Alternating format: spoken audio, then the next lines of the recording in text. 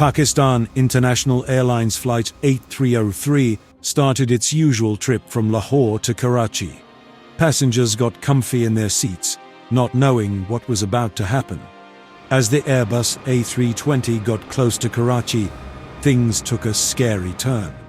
On the first try to land, the plane was too fast, and its landing gear wasn't down. It slammed into the runway, damaging its engines, but then took off again for another attempt. The real mystery began during the second approach. With failing engines and the plane struggling to get back to the runway, the busy city of Karachi looked up in fear and confusion. What went wrong in those last moments? How did a routine flight turn into such a horrific scene? What will happen next? May 22, 2020. Allama Iqbal Airport, Lahore, Pakistan. Pakistan International Airlines Flight 8303 is preparing for domestic service to Karachi, Pakistan. The flight is operated with a 15-year-old Airbus A320-214, owned by GE Capital Aviation Services, an Irish-American commercial aviation financing and leasing company. The plane took its maiden flight on 17 August 2004 and was leased to China Eastern Airlines between September 2004 and June 2014. It was then leased to Pakistan International Airlines on 31st October 2014 and was registered as APBLD. The A320 is powered by two CFM56 5B4P engines, which were installed in February and May 2019. The landing gear, which was not working, was installed in October 2014 and is next due for servicing and replacement in October 2024. The last routine maintenance check on the plane was conducted on 21st of March 2020. The most comprehensive check was last performed on 19th October 2019, during which no defects were found in its engines, landing gear, or avionics. From March 22 to May 7, 2020, the plane had remained grounded owing to flight cancellations amid the global COVID-19 pandemic. The Civil Aviation Authority had declared the aircraft fit for flight until 5th November, and from 7th of May onward, the plane has conducted 6 flights. According to Airbus, the aircraft has logged 47,124 flight hours. The flight, piloted by Captain Sajjad Gul and First Officer Usman Azam, begins its takeoff roll shortly after 1 p.m. The plane lifts off at 1:05 p.m. local time. There are 91 passengers and 8 crew members on board. Pakistan 8303, contact approach 121.3. I have a little question if you don't mind. May I ask? Please go ahead. The center of flight and edge light of the runway are too much visible today. So are those any requirements or just left on by mistake? No. Those were turned on for Mahan's approach. Of those 2 lights, one is left for the ILS. Okay, thanks. Thank you. After 1 hour 30 minutes, the flight crew begins to prepare the aircraft for an ILS approach to runway 25L at 14:30. As the pilots configure the plane for landing, they notice that the landing gear does not extend. At about 14:32, pilots report to the air traffic controller of Karachi Tower that they are descending from 3,500 to 3,000 feet and established on the ILS for runway 25L. At this time, the aircraft is about 5 miles away from the runway 25L threshold. We are comfortable. We can make it. We are comfortable now, and we're out of 3,500 for 3,000 established ILS 25L. Roger, turn left, heading 180. Since this turn would take plane away from the ILS approach, the pilot replied, "Sir, we are established on ILS 25L." As a result, the tower controller stated that the aircraft is 5 miles from touchdown and subsequently clears for the flight to land. Pakistan 8303, cleared to land 25L.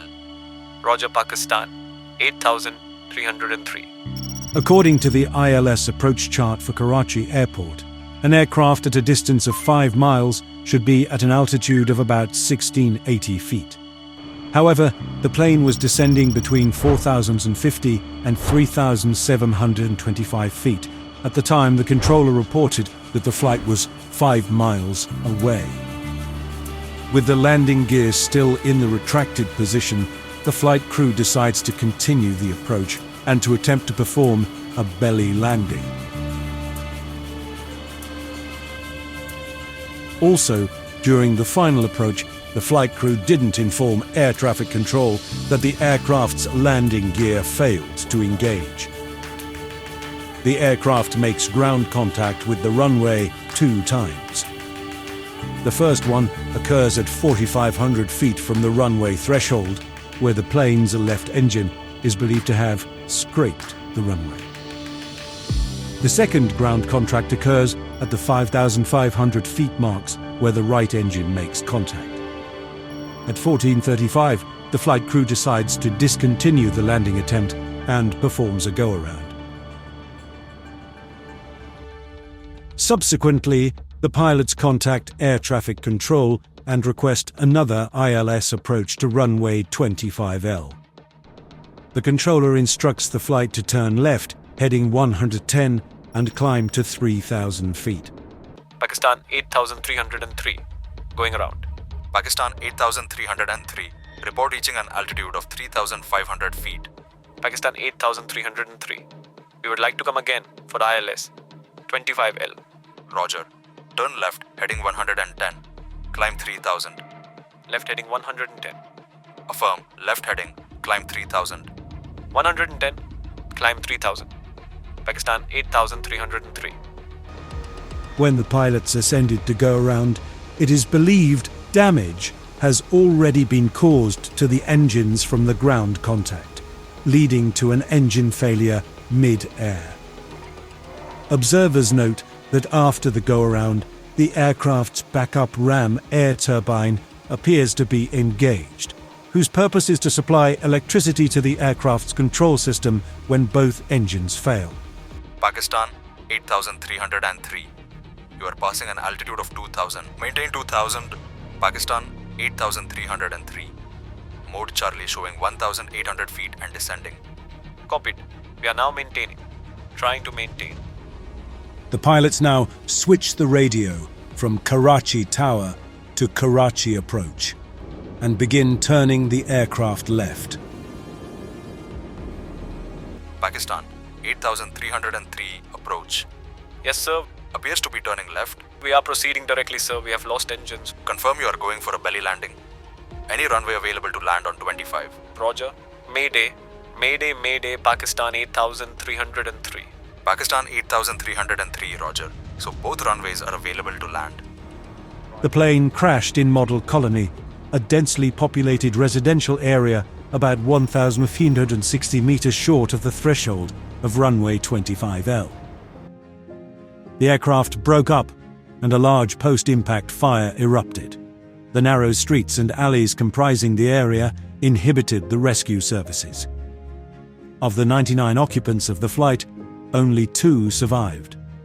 Residents said it is not unknown for aircraft on final approach to pass so close to building rooftops that they feel we can touch it, given the proximity of the runways. Jinnah Airport is surrounded by urban areas on all sides, save for the north side, which leads to a scenario very similar to San Diego or Kai Tak, with jets having to pass low over urban buildings before landing on one of the 2 runways. The flight is currently under investigation, and there is no final word on what caused the crash. However, a preliminary investigation report published by the CAA was reported to have said that the engines had scraped the runway on the pilot's first attempt to land, causing friction and sparks. When the aircraft scraped the ground, the engine's oil tank and fuel pump may have been damaged and started to leak, preventing the pilots from achieving the required thrust and speed to raise the aircraft to safety. According to the CAA report, the pilot made a decision on his own to undertake a go-around after he failed to land the first time, and it was only during the go-around that ATC was informed that the landing gear was not deploying.